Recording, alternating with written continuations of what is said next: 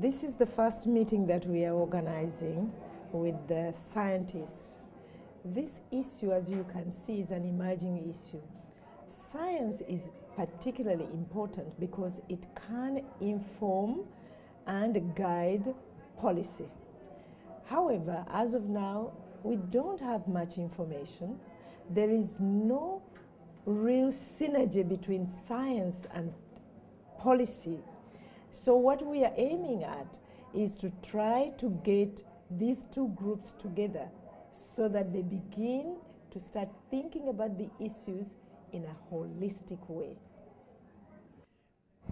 I think what emerged out of this discussion this evening is clearly the link between poverty and trafficking in organs. And I think we need to address in our poverty eradication policies this very serious issue.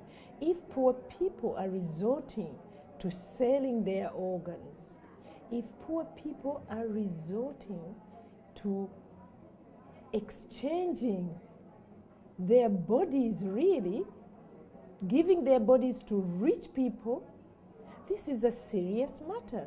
We are not going to eradicate poverty by eradicating the human person.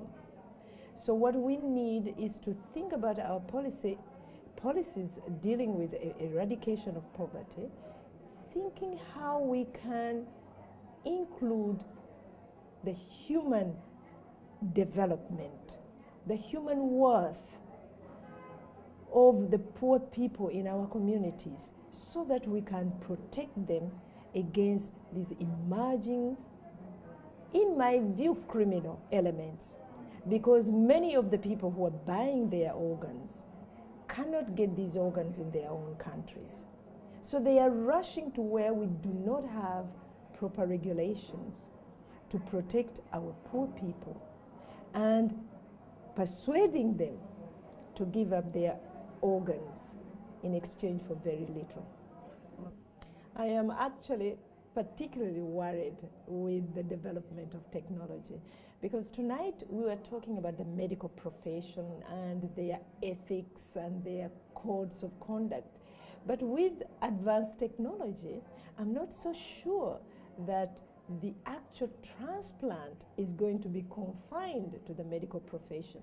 You may very well see the emergence of a group of people who on the internet learn how to use this technology to extract these organs and therefore perfect the criminality of the trafficking in organs.